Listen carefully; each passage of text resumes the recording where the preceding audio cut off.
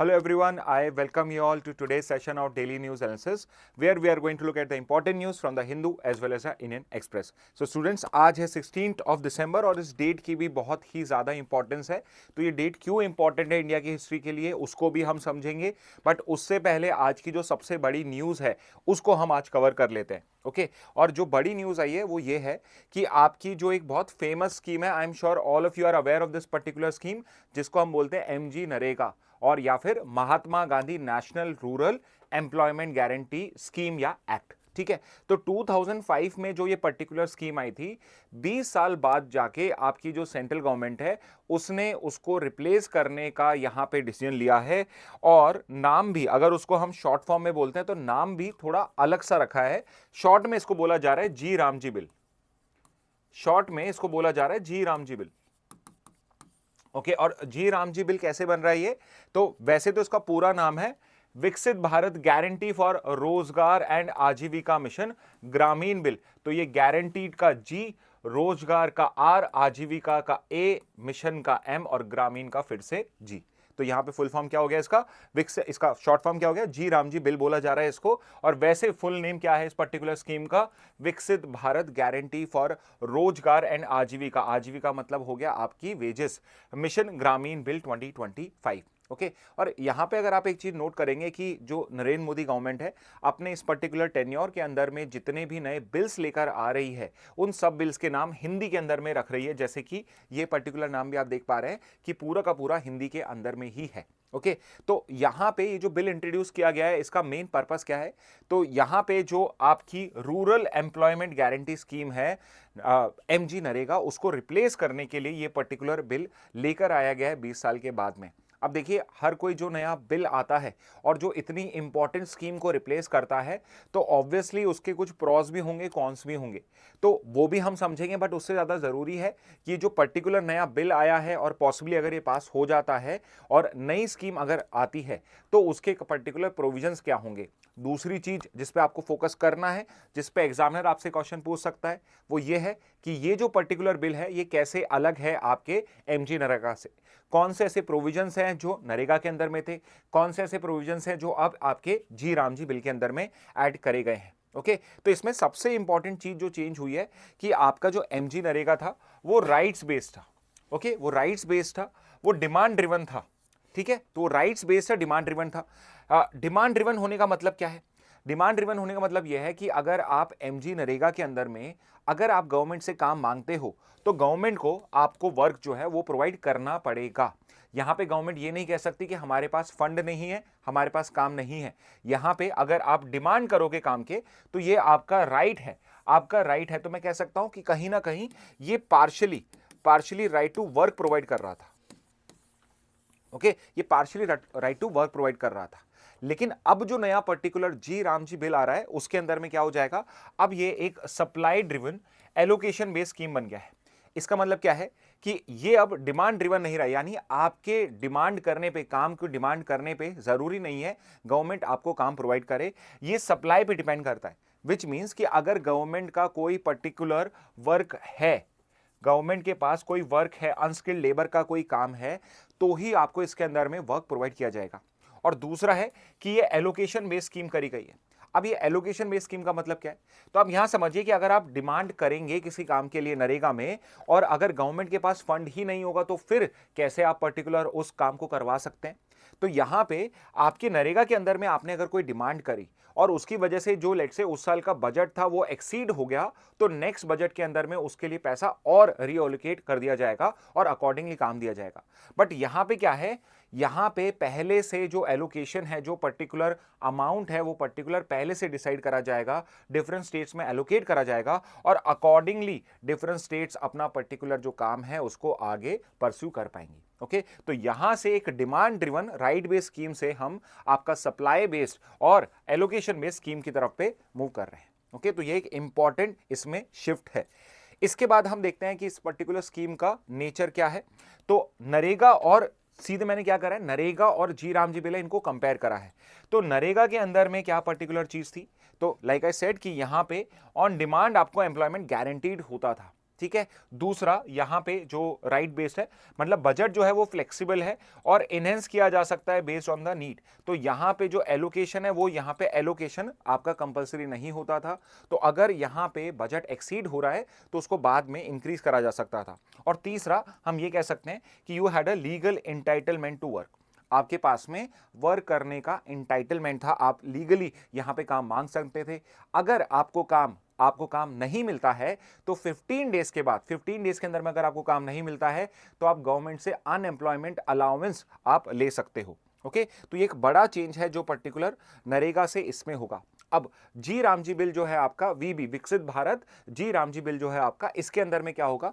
So like I have just told you कि भाई ये अब क्या हो चुका है, ये अब सप्लाई ड्रिवन स्कीम है। This is a supply driven scheme, यानी कि अगर काम होगा तो आपको मिलेगा। और एक और चीज क्लियर कर देता हूं पहले, आगे की स्लाइड्स में वो भी मिलेगा। इसमें कौन से पर्टिकुलर काम कराए जा सकते हैं वो भी इसके अंदर में पहले से ही बिल के अंदर में प्रोवाइडेड है। यानी कि पहले जो पर्टिकुलर स्टेट के पास में ऑप्शन होता था कि उसको एक ब्रॉड कैटेगरी दी गई थी और उसके अंदर में वो डिफरेंट वर्क्स करा सकता था, अब इसके अंदर में ब्रॉड क्राइटेरिया को हटा के स्पेसिफिक टाइप्स ऑफ वर्क्स उसमें बताए जाएंगे और उसी के लिए ही पैसा एलोकेट किया जाएगा। दूसरा है एम्प्लॉयमेंट जो है, it would be subject to capped allocation, यानी डिफरेंट स्टेट्स को जो एलोकेशन किया जाएगा उसी के अकॉर्डिंगली सेंट्रल गवर्नमेंट जो एम्प्लॉयमेंट जो है वो कैप कर दिया जाएगा। तो लेट्स से कि अगर राजस्थान स्टेट को 1000 करोड़ का बजट मिला है, उसके अकॉर्डिंगली वर्क एलोकेट होंगे, उसके अकॉर्डिंगली डिसाइड करा जाएगा कि उससे कितने वर्क डेज यहाँ पे, पर्सन वर्क डेज यहाँ पे आपके जनरेट हो रहे हैं और अकॉर्डिंगली उतने ही आप एम्प्लॉयमेंट क्रिएट कर पाओगे। तीसरा है एलोकेशन कौन डिसाइड करेगा? सेंट्रल गवर्नमेंट करेगा। तो ये एक बड़ा इश्यू हो सकता है क्योंकि नरेगा के अंदर में, अभी हम आगे पढ़ेंगे, नरेगा के अंदर में जो वेजेस होती थी, पूरा का पूरा जो लेबर का वेज होता था वो पूरा सेंट्रल गवर्नमेंट पे करती थी और जो मटेरियल कॉस्ट होता था वो भी 75%, मटेरियल कॉस्ट भी 75% गवर्नमेंट करती थी। बट अब गवर्नमेंट ने डिसाइड क्या करा है इस बिल के अंदर में, जो नरेगा के लिए जो जी रामजी बिल के अंदर में जो भी स्कीम का नाम आता है, पॉसिबली हो सकता है जी राम जी ही इसका पर्टिकुलर स्कीम का नाम आए, तो ये जो जी राम जी स्कीम आएगी, इस पर्टिकुलर स्कीम के अंदर में जो पर्टिकुलर पैसा है उसको 60-40 रेशियो में डिवाइड किया जाएगा। मतलब ऐसा समझिए कि अगर 100 रुपए यहां पे वेज देनी है तो 60 रुपीज सेंटर देगा और 40 रुपीज यहां पे कौन देगा? आपका पर्टिकुलर स्टेट गवर्नमेंट देगा। Eight the same time material cost भी इसी रेशियो के अंदर में डिवाइड करी जाएगी। ओके, तो यहां पे स्टेट के ऊपर पे फिस्कल बर्डन जो है वो बढ़ जाएगा। और किस स्टेट को कितना एलोकेशन मिलेगा ये कौन डिसाइड कर रहा है? Central government. तो आपको नहीं लगता कि जो अपोजिशन रूल स्टेट्स हैं वो हमेशा ये आर्ग्यू कर सकती हैं और ये पॉसिबल भी कि सेंट्रल गवर्नमेंट इस तरीके से स्टेट्स के बीच में डिस्क्रिमिनेट करना स्टार्ट करे। ओके, और वेरी इंपॉर्टेंटली वर्क अवेलेबल होगा only in centre notified rural areas. अब यहाँ पे जो स्टेट गवर्नमेंट्स हैं उनके पास में ये राइट नहीं होगा कि वो पूरे के पूरे जितने भी हमारे रूरल एरियाज हैं उन सब में ये पर्टिकुलर चीज करे। यहाँ पे सेंटर नोटिफाइड करेगा रूरल एरियाज, सिर्फ उन्हीं नोटिफाइड रूरल एरियाज के अंदर में ये पर्टिकुलर चीज पॉसिबल हो पाएगी। ओके, तो यहाँ पे सोक्रेटिस कैसे कह रहे हैं कि जो आपका राइट टू वर्क है इसको इरोड करा जा रहा है, उसको क्या करा जा रहा है? इरोड करा जा रहा है। तो यू कैन अंडरस्टैंड सबसे बड़ा डिफरेंस जो नरेगा से जी रामजी बिल में आ रहा है वो इसी पर्टिकुलर स्कीम के नेचर के अंदर में है कि डिमांड ड्रिवन से अब सप्लाई ड्रिवन होना स्टार्ट हो जाएगी। सेकंड है, यहां पे एक अच्छी न्यूज है कि जो गारंटी डेज ऑफ एम्प्लॉयमेंट है वो इंक्रीज हुए हैं। तो आपके नरेगा के अंदर में गवर्नमेंट आपको 100 डेज की गारंटीज देती थी कि 100 दिन का जो काम है वो एक लेबर को प्रोवाइड करा जाएगा। अब इसको इंक्रीज कर दिया गया है 125 डेज पर रूरल हाउस होल्ड पर फाइनेंशियल ईयर। यानी एक फाइनेंशियल ईयर, आपका फाइनेंशियल ईयर क्या होता है? आप जिनको पता है कि हमारे इंडिया का फाइनेंशियल ईयर किस मंथ से किस मंथ तक होता है वो कमेंट बॉक्स में रिप्लाई करिए। ओके, तो रूरल हाउस होल्ड जो है हर घर से, रिमेंबर हर पर्सन को नहीं मिलता है, हर रूरल हाउस होल्ड को 125 डेज का यहां पे particular days of employment provide करा जाता है। पहले 100 था, अब 125 है। हाउएवर अब इसमें एक पर्टिकुलर चेंज क्या हो गया है, अब ये जो actual availability depends on normative allocation. अब ये नॉर्मेटिव एलोकेशन क्या है? नॉर्मेटिव एलोकेशन की कुछ नॉर्म्स बनाए जाएंगे और उसके बेसिस पे डिफरेंट स्टेट्स को वर्क एलोकेट करा जाएगा। तो अगेन आई सेड कि डिपेंडिंग ऑन नॉर्म्स क्या होंगे वो हमें नहीं पता है, but central government norms decide करेगा, जैसे कि पॉपुलेशन हो सकता है, स्पेसिफिकली रूरल पॉपुलेशन हो सकता है, लेवल ऑफ अंडर डेवलपमेंट हो सकता है, requirement of creation of infrastructure हो सकता है। डिपेंडिंग ऑन की डिफरेंट स्टेट्स के क्या पर्टिकुलर नीड्स हैं उसके अकॉर्डिंगली नॉर्म्स डिसाइड होंगे और उसके अकॉर्डिंगली ही वर्क जो है वो प्रोवाइड किया जाएगा। ओके और दूसरा चीज क्या है, एम्प्लॉयमेंट विंडो जो है, कितने साल के 365 डेज में से कौन से वो पर्टिकुलर डेज होंगे जहां पे स्कीम आपकी मतलब लागू करी जाएगी, और कौन से वो पर्टिकुलर डेज होंगे जहां पे उनको आप अप्लाई नहीं करोगे, यानी ये स्कीम में आपको एम्प्लॉयमेंट नहीं मिलेगा। तो सीजन्स के अकॉर्डिंगली यहां पे पॉज करा जा सकता है। तो यहां पे गवर्नमेंट का बेसिक एजेंडा है कि जो पर्टिकुलर एग्रीकल्चर सीजन होता है, एग्रीकल्चर सीजन होता है यानी कि जब सोइंग, बोना और कटाई यानी हार्वेस्टिंग, सोइंग और हार्वेस्टिंग के टाइम पे एग्रीकल्चर लेबर की रिक्वायरमेंट होती है, एग्रीकल्चर लेबर की रिक्वायरमेंट होती है। बट बिकॉज आपको लेबर जो होती है वो लेबर के पास में नरेगा के अंदर में भी वर्क अवेलेबल होता है, तो वो एग्रीकल्चर लेबर की तरह अवेलेबल नहीं होती है। तो यहां पे क्या सोचा गया है कि जो एग्रीकल्चर सीजन होंगे उस पर्टिकुलर टाइम पे ये पर्टिकुलर स्कीम पॉज कर दी जाएगी। ओके तो ये भी एक बड़ा चेंज है। ओके नेक्स्ट पे आ जाते हैं। ओके इसके बाद देखते हैं हम फंडिंग पैटर्न क्या है। What is the funding pattern? तो like I have already told you कि यहां पे आपका मेन फंडिंग पैटर्न रहेगा 60-40 का। Okay, 60-40 would be the funding pattern for all states and UTs with legislature, except for northeast states and your Himalayan states and union territories, जहां पे 90-10 का ratio रखेगा, मतलब 90% सेंटर और 10% स्टेट। बाकी सारी स्टेट्स और सेंटर के अंदर बाकी सारी स्टेट्स और यूटीज विद लेजिस्लेचर उनके अंदर में क्या रहेगा, 60-40 को रेशियो रहेगा। एंड ऑब्वियसली जो यूटीज डायरेक्टली सेंटर के अंदर में वहां पे 100% फंडिंग सेंटर ही प्रोवाइड करेगा।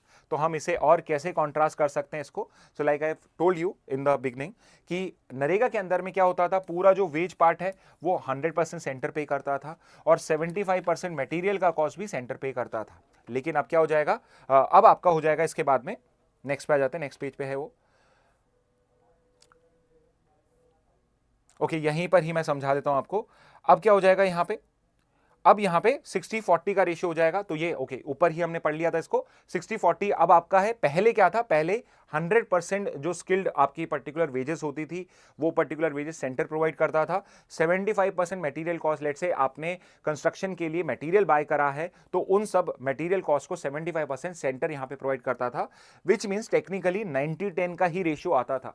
10% ही बर्डन होता था स्टेट के ऊपर पे।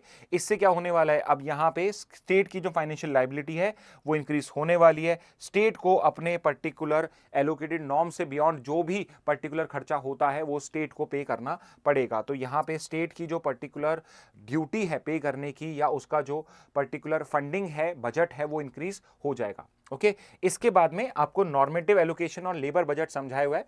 लाइक आई सेड, ये भी हमने समझा था कि पहले क्या था कि अगर आपने वर्क का डिमांड करा और वर्क प्रोवाइड करा गया, और वर्क प्रोवाइड नहीं भी किया गया तो अनएम्प्लॉयमेंट अलाउंस है, वर्क प्रोवाइड करा गया और वो उस साल के बजट को एक्सीड कर गया, तो यहां पे क्या होगा, आपका पर्टिकुलर नेक्स्ट बजट में एलोकेट करा जाएगा।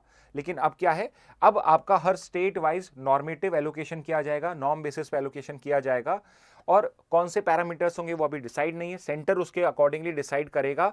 और जो भी एलोकेशन के बियॉन्ड होगा, लेट से कि अगर मध्य प्रदेश को लेट से 2000 करोड़ एलोकेट करे गए हैं नरेगा स्कीम के अंदर में, और उसने 2500 करोड़ का यहां पे वर्क प्रोवाइड करा है, तो जो 500 करोड़ का अमाउंट है ये स्टेट को, MP state government of Madhya Pradesh को बॉन्ड करना पड़ेगा।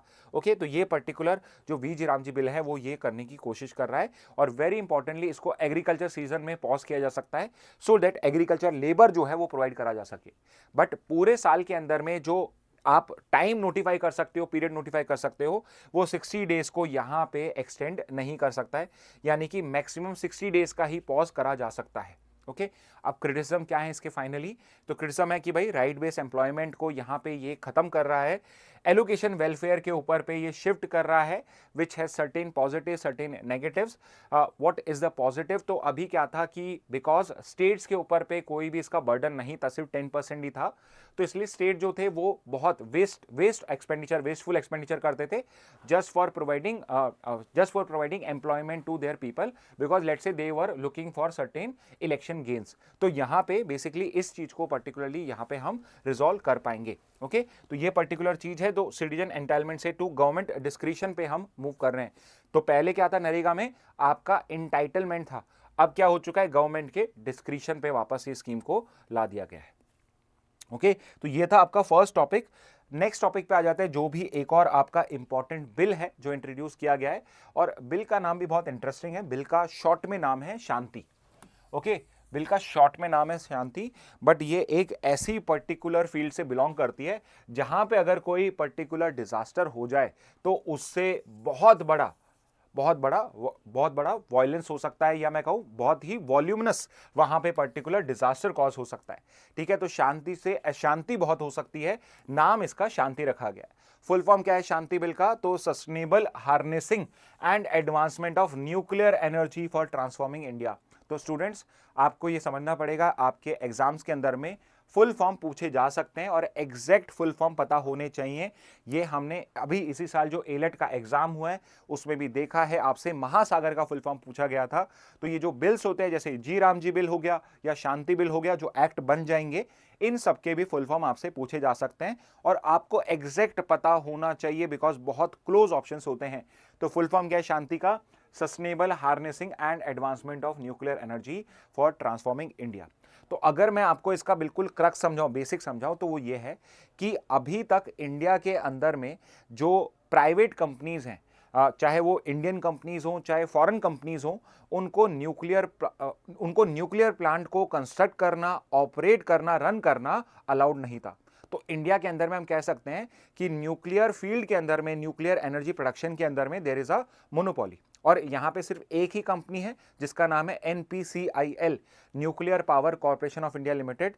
It is the only company जो यहां पे आपका ये पर्टिकुलर बिल्स जो है, जो पर्टिकुलर न्यूक्लियर प्लांट्स है, उनको रन कर सकती है। ओके, तो यहां पे इस पर्टिकुलर चीज को इस बिल के थ्रू चेंज किया जा रहा है, विच मीन्स कि अब क्या हो जाएगा, अब पॉसिबल होगा कि कोई इंडियन कंपनी है या फॉरेन कंपनी है जो न्यूक्लियर पावर में वर्क करती है, तो प्राइवेट कंपनीज भी इंडिया में आके अपने न्यूक्लियर पावर प्लांट्स को कंस्ट्रक्ट कर सकती हैं, उनको ओन कर सकती हैं और ऑपरेट कर सकती हैं। ओके, तो ये एक बड़ा चेंज है।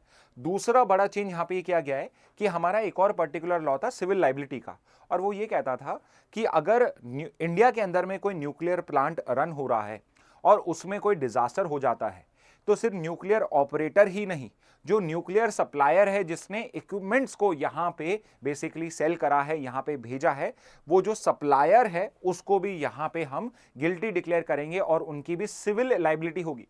तो लेट्स से कि अगर कोई न्यूक्लियर डिजास्टर हो जाता है ऑफ एनी स्केल, और लेट्स से उसके अंदर में जो पर्टिकुलर कंपनसेशन है कोर्ट ने डिटरमाइन करा है, let's say that is 1000 crore rupees, तो यहां पे जो न्यूक्लियर सप्लायर कंपनी है जिसने कंपोनेंट सप्लाई करे हैं, वो ऑपरेट नहीं कर रहा है, उसने कंपोनेंट सप्लाई करे हैं, वो भी गिल्टी हो जाएगा, उसको भी ये सिविल लाइबिलिटी को डिस्चार्ज करना पड़ेगा।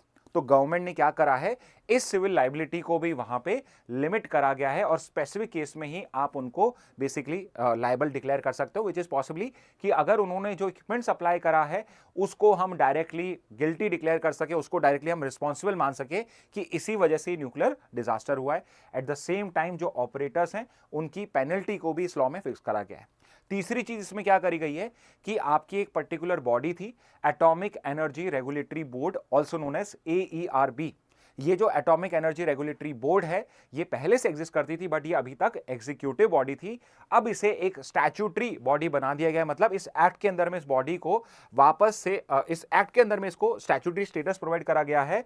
और अब this would be the body जो अब चाहे पब्लिक आपके गवर्नमेंट के पर्टिकुलर पावर प्लांट्स हो या प्राइवेट पावर प्लांट्स हो, उनको रेगुलेट करेगा। एट द सेम टाइम ये जो AERB है, ये डायरेक्टली रिस्पॉन्सिबल होगी टू द पार्लियामेंट। तो कल अगर कुछ भी इश्यू होता है तो पार्लियामेंट इससे डायरेक्टली क्वेश्चन कर सकती है, इसके जो ऑफिशियल्स हैं। ओके, तो यहां पे अगर हम इसके बेसिक्स में जाएं तो यू कैन सी हियर कि शांति बिल का फुल फॉर्म क्या है, ministry of science and tech के अंदर में आता है। ये कौन कौन से लॉज को रिप्लेस करने की बात है, एग्जैक्टली रिप्लेस नहीं, इसके अंदर में थोड़े चेंजेस करने की बात है।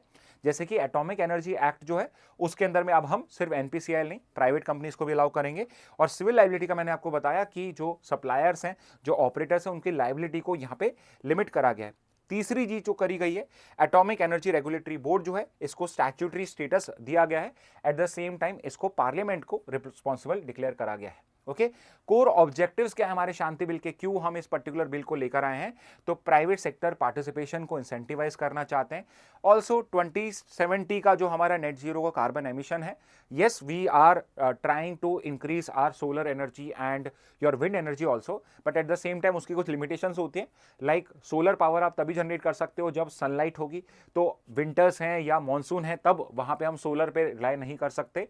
Same goes with wind also, wind power जो है वो विंड की इंटेंसिटी पे डिपेंड करता है, तो अगर विंड इंटेंसिटी अच्छी नहीं तो हम उसको भी रिलाई नहीं कर सकते। But at the same time nuclear power plant जो है उनको आप रिलाई कर सकते हो, as long as nuclear fuel है और आपका पर्टिकुलर सिस्टम जो है वो सही चल रहा है, तब तक हम उसको रिलाई कर सकते हैं। But at the same time we need alternative for everything, तो कभी सोलर नहीं चल रहा, कभी न्यूक्लियर नहीं चल रहा, but we always would be having energy और हमें फॉसिल फ्यूल पे डिपेंड नहीं होना पड़ेगा। ओके, तो क्या चेंजेस है, एनपीसीएल की मोनोपोली को एंड कर दिया गया है, प्राइवेट एंटिटीज चाहे डोमेस्टिक हो चाहे फॉरेन हो कंस्ट्रक्ट कर सकते हैं, ओन कर सकते हैं, ऑपरेट कर सकते हैं, डोमेस्टिक फॉरेनर्स दोनों पे लगता है ये। और CLND एक्ट जो है आपका, इसको भी यहाँ पे बेसिकली चेंज करा गया है और प्लांट ऑपरेटर्स को कुछ स्पेसिफिक सिचुएशंस में ही सप्लायर से कंपनसेशन अलाउड है। ऑपरेटर जो ऑपरेट कर रहा है उसकी लाइबिलिटी को भी यहाँ पे रिस्ट्रिक्ट करा गया है। मैक्सिमम जो पर्टिकुलर आपकी पर्टिकुलर लाइबिलिटी है वो मैक्सिमम 1 करोड़ है, even for severe breach. So it is possible कि अभी ये चीज चेंज हो जाए, अभी आपका बिल इंट्रोड्यूस किया गया है तो इस पर डिस्कशन होगा और अकॉर्डिंगली चेंजेस करे जाएंगे। बट करंटली क्या करा गया है, लाइबिलिटी जो होगी ऑपरेटर की वो डिपेंड करेगी वो कितने बड़े साइज का न्यूक्लियर प्लांट रन कर रहा है। But at the same time बड़ी चीज क्या हो रही है यहाँ पे कि अब प्राइवेट पार्टिसिपेशन में अलाउ किया जाएगा, और बिकॉज सिविल लाइबिलिटी को यहाँ पे रिड्यूस करा गया, एब्सोल्यूट नहीं करा गया है, इस वजह से इवन जो फॉरेन कंपनीज हैं वो भी इंडिया में आके प्लांट्स को ऑपरेट करेंगी। ओके, तो ये भी एक इंपॉर्टेंट बिल है आपका शांति बिल। ओके, नेक्स्ट पे आ जाते हैं। तो आज 16th ऑफ दिसंबर है, and why this day is important, because आज का जो दिन है it is the anniversary of your particular 16th दिसंबर को जो हमने 71 के अंदर में अपना पर्टिकुलर वॉर जीता था अगेंस्ट पाकिस्तान, और ये एक बहुत ही बड़ा एक टर्नर था।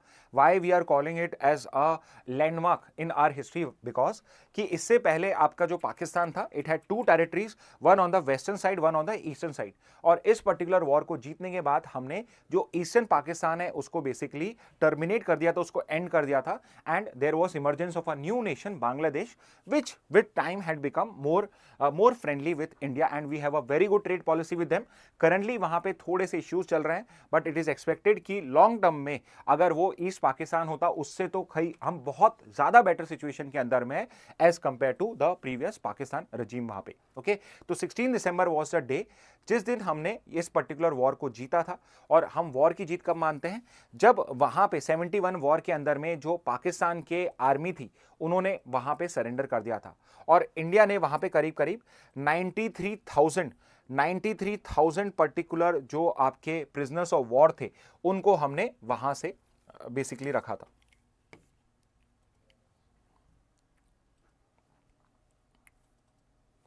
ओके, तो 93,000 पाकिस्तानी सोल्जर्स वर देयर जिनको प्रिजनर्स ऑफ वॉर रखा गया था, तो उन्होंने 16 दिसंबर 71 को बेसिकली सरेंडर करा था in front of lieutenant general Jagjit Singh Arora.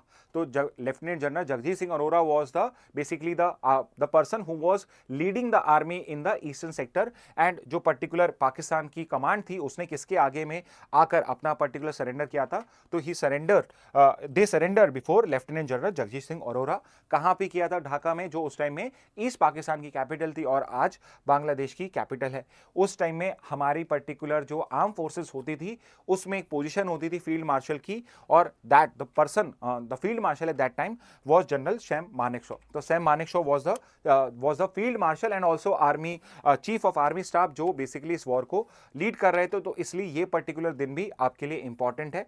विजय दिवस जो है आपके एग्जाम्स में पहले भी पूछा जा चुका है, फिर से भी इस पे सवाल आ सकता है। ओके, नेक्स्ट पे आ जाते हैं। नेक्स्ट है भाई आपके जो एक इंपॉर्टेंट ऑफिस होता है CIC और ICs का, chief information commissioner and information commissioners का, वो पर्टिकुलर ऑफिस जो है उसमें बहुत टाइम से एक वैकेंसीज थी, उन वैकेंसीज को फाइनली गवर्नमेंट ने फिल कर दिया है। तो सीआईसी और आईसी का ऑफिस आपके लिए बहुत इंपॉर्टेंट है। उसका करंट होल्डर कौन है, सीआईसी आपको पता होना चाहिए। और बेसिक ऑफ सीआईसी जो आरटीआई एक्ट के अंदर में क्रिएटेड बॉडी है, उसमें कंपोजिशन क्या होता है, उनका टेन्योर क्या होता है, उनकी कोई क्वालिफिकेशंस हैं क्या, उनके फंक्शंस क्या होते हैं, वो सब आपको पता होने चाहिए। तो इसके अंदर में हम सीआईसी और आईसीस को डिस्कस कर रहे हैं। तो सेक्शन 12 ऑफ आरटीआई एक्ट के अंदर में आपके चीफ इंफॉर्मेशन कमिश्नर और इंफॉर्मेशन कमिश्नर्स को अपॉइंट किया जाता है। ये एक इंडिपेंडेंट स्टैट्यूटरी बॉडी है। स्टैट्यूटरी बॉडी क्यों कह रहा है, because right to information act के अंदर में इसको क्रिएट करा गया है, स्टैट्यूट के अंदर में क्रिएट करा गया है।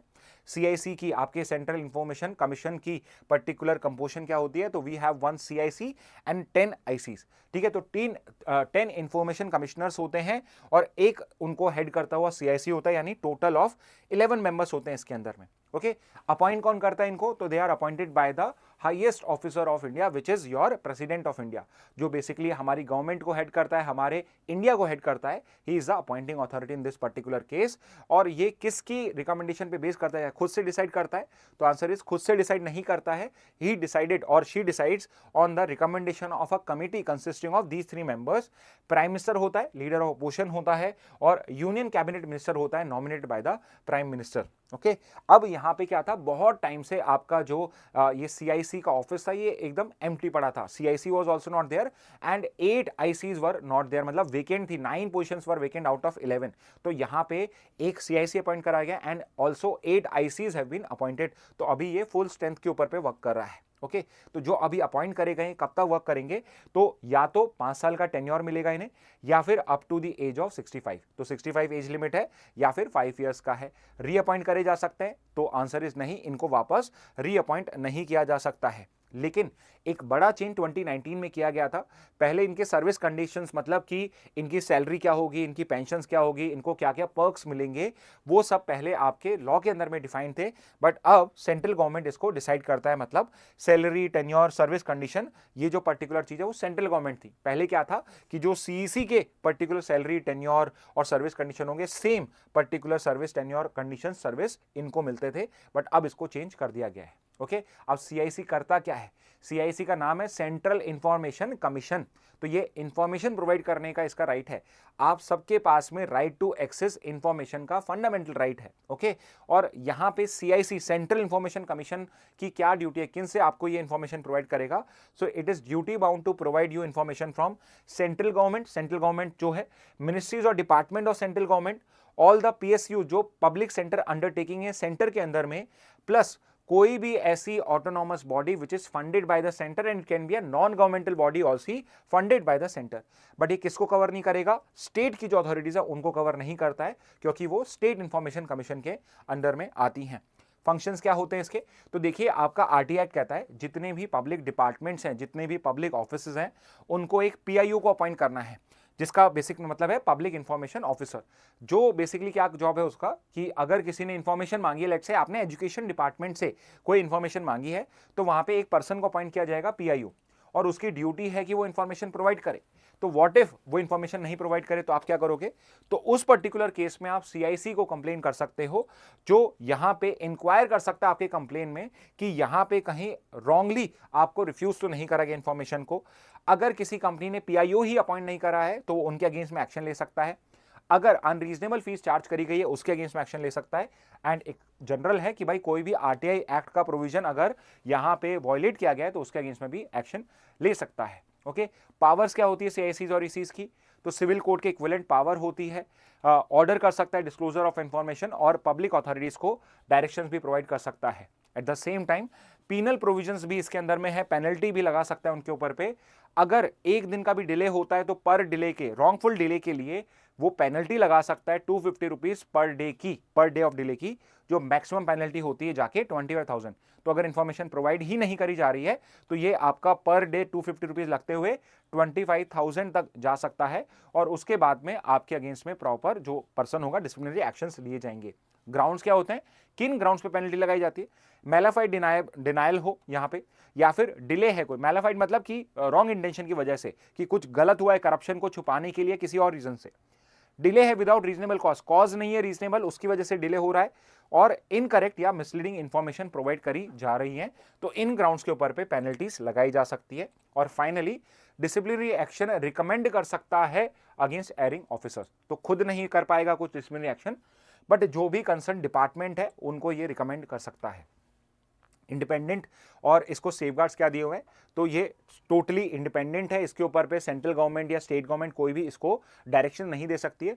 दूसरी चीज, रिमूवल जो सिर्फ है वो प्रेसिडेंट कर सकता है, और वो भी स्पेसिफिक ग्राउंड्स के ऊपर पे जिसमें भी सुप्रीम कोर्ट के जज कोई इंक्वायरी करेंगे। तो एक सिटिंग सुप्रीम कोर्ट जज है वो इंक्वायर करेगा, और अगर उस रिपोर्ट के अंदर में आता है कि ये पर्टिकुलर ग्राउंड्स हुए हैं, जैसे उसने कोई मिसबिहेवियर करा है, मिसबिहेवियर में क्या आ जाएगा, जैसे करप्शन का चार्ज हो गया, या कोई मॉरल टर्पिट्यूड का चार्ज हो गया, या फिर वो फिजिकली या मेंटली इनकेपेबल है, तो भी ये पर्टिकुलर चार्ज लगाया जा सकता है। ठीक है, नेक्स्ट न्यूज पे आ जाते हैं। नेक्स्ट न्यूज है आपका एक सर्वे आया है, periodic labour force survey. Okay, तो डोंट वरी, ये डेटा आपको कभी याद नहीं करना होता है। इसमें जो टर्मिनोलॉजी है सिर्फ मैं वो आपको इंट्रोड्यूस कराना चाहता हूं, बिकॉज ये टर्मिनोलॉजी जो है ये आपसे क्लैट और एलेट के एग्जाम में पूछी जा सकती है। ओके, तो इस रिपोर्ट के अकॉर्डिंगली ये आया है कि अनएम्प्लॉयमेंट रेट जो है इंडिया में, कितने लोग अनएम्प्लॉयड हैं, बट क्या टोटल पॉपुलेशन में काउंट होता है क्या, डेफिनेशन आपके लिए इंपॉर्टेंट है।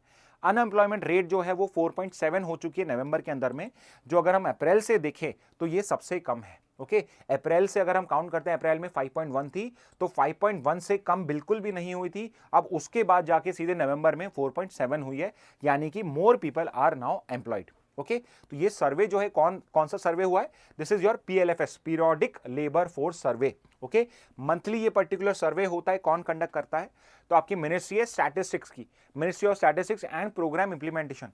उसके अंदर में एक बॉडी है NSO, उसके अंदर में एक बॉडी है NSO।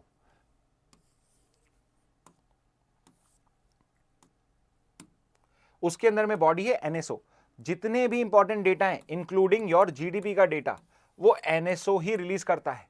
ओके, तो मिनिस्ट्री ऑफ स्टैटिस्टिक्स के अंदर में बॉडी है NSO, उसने ये PLFS सर्वे करा है, और उस किस चीज के डेटा प्रोवाइड करें हमें, एम्प्लॉयमेंट के, अनएम्प्लॉयमेंट के, लेबर फोर्स पार्टिसिपेशन के, और वर्कर पॉपुलेशन रेशियो प्रोवाइड करा गया है। अब यहां पे आपको ये 4 डेफिनेशन जो है पता होनी चाहिए। आई एम श्योर एम्प्लॉयमेंट और अनएम्प्लॉयमेंट आप समझते होंगे, बट यहां पे मेरा फोकस है अनएम्प्लॉयमेंट रेट पे, एम्प्लॉयमेंट रेट और अनएम्प्लॉयमेंट रेट। ठीक है, और सिंपली जो भी अनएम्प्लॉयमेंट रेट होगी या एम्प्लॉयमेंट रेट होगी उसको 1 से माइनस करोगे तो आपको अपोजिट मिल जाएगा। ओके, तो अनएम्प्लॉयमेंट रेट क्या होती है, ये कैसे कैलकुलेट होती है। ठीक है, तो अनएम्प्लॉयमेंट रेट का मतलब है कि कितने लोग, number of people unemployed, number of people unemployed out of labour force. तो यहां पे जो डिनोमिनेटर है उसके अंदर में पॉपुलेशन नहीं आती है टोटल, उसमें आता है लेबर फोर्स। लेबर फोर्स का मतलब क्या है, वो लोग जो विलिंग है and are looking for work, who want to work. Simple में मैं कहूं कि जो लोग एक्चुअल में काम ढूंढ रहे हैं, स्किल्ड है, विलिंग टू वर्क हैं, वो लोगों में से कितने लोग हैं जो अनएम्प्लॉयड, यानी काम ढूंढ रहे हैं उनको काम नहीं मिल रहा है, वो पर्टिकुलर अनएम्प्लॉयमेंट रेट जो है वो आपकी अभी 4.7% आई है। ओके, अगर मैं आपको एक जनरल डेटा दूं, पूरे साल का डेटा दूं पिछले साल का, तो वो 3.2% था। ओके, डिपेंडिंग ऑन सीजन्स, क्योंकि यहां पे सीजनल आपके एम्प्लॉयमेंट भी होते हैं, तो टोटल ओवरऑल हम देखते हैं तो 3.2% हमारा अनएम्प्लॉयमेंट रेट होता है। वैसे क्या है, इस बार 4.7 है नवंबर मंथ को अगर हम देखें तो इंपॉर्टेंट पॉइंट क्या है, अनएम्प्लॉयमेंट रेट जो होती है वो टोटल पॉपुलेशन में से नहीं निकलती, वो लेबर फोर्स से डिवाइड करी जाती है। और एम्प्लॉयमेंट रेट निकालोगे तो यहां पे आपको सिंपली क्या करना है, number of employed person in comparison two upon labour force, तो यानी 1 माइनस कर दोगे तो भी वही आंसर आ जाएगा आपका। ठीक है, नेक्स्ट है आपका लेबर फोर्स पार्टिसिपेशन। ओके, अब लेबर फोर्स पार्टिसिपेशन क्या होता है, तो labour force participation is basically labour force participation rate है, कितने लोग वर्क के लिए ढूंढ रहे हैं out of the total population into 100। तो मैंने अभी आपको बताया कि लेबर फोर्स पार्टिसिपेशन रेट बोलते हैं, ये भी रेट का एक पर्टिकुलर है। तो ये कैसे कैलकुलेट होता है, लेबर फोर्स जो है वो कितनी है टोटल पॉपुलेशन, कितने लोग काम ढूंढ रहे हैं। और फाइनली वर्कर पॉपुलेशन रेशियो क्या होती है, ये तो वर्कर अपॉन पॉपुलेशन है, ये है जो यूजुअली आप इसको अनएम्प्लॉयमेंट रेट से कंफ्यूज करते हो या एम्प्लॉयमेंट रेट से, कितने लोग वर्किंग है as compare to total population into 100। Okay तो इससे क्या आ जाएगा आपका वर्कर पॉपुलेशन रेशियो, और इन सब में ही इंडिया ने क्या है इन सब नंबर्स को फेवरेबल करा है, यानी कि अनएम्प्लॉयमेंट रेट कम हुई है, वर्कर पॉपुलेशन रेशियो इंक्रीज हुआ है, लेबर फोर्स पार्टिसिपेशन इंक्रीज हुई है आपकी। ओके तो इस तरीके से आप इसको समझ सकते हो। ओके तो ये कुछ डेटा है अनएम्प्लॉयमेंट रेट का, लेबर फोर्स का, और सब में ही क्या हुआ है, फेवरेबल हुआ है, बेटर हुआ है हमारा। नेक्स्ट पे आ जाते हैं। सिमिलरली आपका एक और इकोनॉमिक्स का कंसेप्ट है यहाँ ट्रेड डेफिसिट का। अब ये ट्रेड डेफिसिट क्या होता है, तो ट्रेड डेफिसिट का मतलब है कि इंडिया जितना एक्सपोर्ट करता है और इंडिया जितना इंपोर्ट करता है, उसमें इंडिया का जो इंपोर्ट है वो ज्यादा है एज कंपेयर टू एक्सपोर्ट। ठीक है, अगर यहां पे हम एक्सपोर्ट ज्यादा करते, इंपोर्ट कम करते जैसे चाइना करता है, तो हमारा ट्रेड डेफिसिट नहीं होता, हमारा होता यहां पे ट्रेड सरप्लस, हमारा यहां पे होता ट्रेड सरप्लस। तो ट्रेड डेफिसिट का मतलब ही होता है कि इंपोर्ट जो है आपके वो ज्यादा है एक्सपोर्ट से। लेकिन यहां पे क्या बात आई है कि हमारा जो ट्रेड डेफिसिट है वो फॉल हुआ है, मतलब कम हुआ है, यानी कि इंपोर्ट और एक्सपोर्ट का जो पर्टिकुलर सब्ट्रैक्शन है, जो पर्टिकुलर रेशियो है, उसमें आपके क्योंकि या तो इंपोर्ट्स कम हुए हैं या हमने एक्सपोर्ट्स बढ़ाए हैं, उस वजह से हमारा जो गैप है इंपोर्ट और एक्सपोर्ट का वो कम हुआ है यहां पे। ओके ओवरऑल क्या है, तो ट्रेड डेफिसिट फॉल हुआ है। रीजंस क्या है उसके, तो एक तो हमने बेटर मर्चेंडाइज एक्सपोर्ट्स करे हैं। मर्चेंडाइज एक्सपोर्ट क्या होते हैं, बेसिकली जो गुड्स होते हैं, कोई भी सामान हमने बेचा है वो गुड्स में आ जाएगा, और इसका अपोजिट हो जाता है सर्विस ट्रेड। तो गुड्स एक्सपोर्ट जो है वो हमारे इंक्रीज हुए हैं, और एट द सेम टाइम हमारे मर्चेंटाइज इंपोर्ट जो हैं वो डिक्लाइन हुए हैं। ऑल दो ये सब किसके बैकग्राउंड में, चाहे यूएस ने 50% टैरिफ इंपोर्ट करा, उसके बाद भी हमारे एक्सपोर्ट्स इंक्रीज हुए हैं, इंपोर्ट्स कम हुए हैं। एट द सेम टाइम हमारे जो इंपोर्ट्स, हमारे जो एक्सपोर्ट्स हैं टू द यूएस, वो भी इंक्रीज हुए हैं, चाहे 50% टैरिफ लगाओ। तो यहां पे आप समझ सकते हैं कि कितने ज्यादा हम कंपिटेटिव हैं आपके एक्सपोर्ट सेक्टर के अंदर में, कि इवन दो अब प्राइजेस में 50% का टैरिफ लग रहा है, स्टिल हम वहां पे अभी भी एक्सपोर्ट कर पा रहे हैं। Okay so this is a big deal for us. Next पे आ जाता है, तो ये एक वन लाइनर ही आपका, तो एक पर्टिकुलर प्राइस होता है ICTP price, stands for international centre for theoretical physics करके। तो ये जो पर्टिकुलर सेंटर है ये एक प्राइस देता है ICTP प्राइस, और इस बार 2 इंडियंस को ये प्राइस मिला है। हु आर द 2 अवॉर्डीज, तो ये इसके 2 अवॉर्डीज हैं, टीटस चंदा जो असिस्टेंट प्रोफेसर है IIT मद्रास में, और Sthitadhi, I can't pronounce it correctly, Sithadi Roy करके हैं, पॉसिबली मतलब it's a Bengali name, but yes Sthitadhi Ray जो है उन्होंने उनको ये पर्टिकुलर अवार्ड यहाँ पे मिला है। ओके नेक्स्ट न्यूज पे मूव करते हैं। ओके नेक्स्ट इंडियन एक्सप्रेस से एक न्यूज और देख लेते हैं, प्रोजेक्ट सन कैचर। तो गूगल ने एक पर्टिकुलर अपना प्रोजेक्ट अनाउंस करा है जिसको बोला जा रहा है एक मून शॉट। अब ये मून शॉट क्या है, ये मून शॉट एक इंग्लिश टर्म है आज के टाइम में, और मून शॉट का मतलब होता है कोई एक बहुत ही ambitious project, very ambitious project. And what is this ambitious project, Google ने अनाउंस करा है कि वो एक space based AI data centre करेगा। ठीक है, अब ये AI डेटा सेंटर क्या होते हैं, तो ये एक लार्ज फैसिलिटीज होती हैं, लार्ज पर्टिकुलर आपका रिसर्च सेंटर होता है जहां पे AI मॉडल्स को ट्रेन किया जाता है, एट द सेम टाइम जो डेटा है, मासिव डेटा है, उसको स्टोर किया जाता है और प्रोसेस किया जाता है। ओके तो यहां पे you need a lot of energy, electricity आपको बहुत सारी चाहिए, और उसके अलावा आपको कूलिंग सिस्टम चाहिए, बिकॉज जब आप इतना ज्यादा प्रोसेसिंग करते हो तो lot of heat is generated, तो आपको कूलिंग सिस्टम चाहिए। तो यहां पे आप स्पेस में अगर इसको ले जाओगे तो इलेक्ट्रिसिटी आपको सोलर एनर्जी से मिल जाएगी, और दूसरा कूलिंग सिस्टम जो है, बिकॉज स्पेस में वैक्यूम होता है, the temperature is very very very low, तो वहां पे आप कूलिंग सिस्टम भी कर पाओगे। However it's a different thing कि जो पर्टिकुलर आपके AI के डेटा सेंटर स्पेस में बनाओगे उसके अंदर क्या टेम्परेचर है, तो उसको कैसे आप बेसिकली करोगे, तो उसी सब के लिए ये एक अभी प्रोटोटाइप में चल रहा है। ये एक्सपेक्टेड है 2027 तक इसको लॉन्च करने का, पहले पायलट प्रोजेक्ट में करेंगे, 2 सैटेलाइट लॉन्च करके देखेंगे कि ये वर्केबल है या नहीं है। बट गूगल ने अपना सन कैचर प्रोजेक्ट अनाउंस कर दिया गया है, जिसमें क्या करेगा, space based AI data centre create करेगा, और लो अर्थ ऑर्बिट के अंदर में ये हार्डवेयर पुट करेगा, और rather than using land based data centre, satellites के थ्रू ये पर्टिकुलर डेटा आपके कंप्यूटर्स पे अवेलेबल हो जाएगा।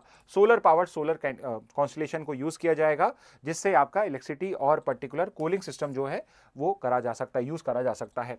इसके अलावा it is not the only company जो स्पेस बेस्ड एआई सेंटर्स की बात कर रही है। Obviously Elon Musk is going to be there, Starlink और स्पेस एक्स के थ्रू वो स्पेस डेटा सेंटर को एक्सप्लोर कर रहे हैं। एनवीडिया जो कंपनी है आपकी, वो भी एआई चिप्स को स्पेस में भेजने की सोच रही है with their startup star cloud. तो एक स्टार्टअप है स्टार क्लाउड, उसके साथ एनवीडिया ने डील करा है कि वो एआई चिप्स को स्पेस में सेंड करेगा for the same particular purpose also. Okay, and this is your project Suncatcher. Another very important topic, अच्छा वन लाइनर है, यूजुअली एलेट के अंदर में ओलेट्स में आपके क्वेश्चंस पूछे जाते हैं। ओके स्टूडेंट्स, तो ये थी आज की important news headlines from both newspapers. तो जो भी न्यूज आपको अच्छी लगी है उनके शॉर्ट में आप अपने नोट्स बना सकते हो। ओके, सो इस मैसेज के साथ आज का सेशन एंड करते हैं। Thank you and have a very nice day.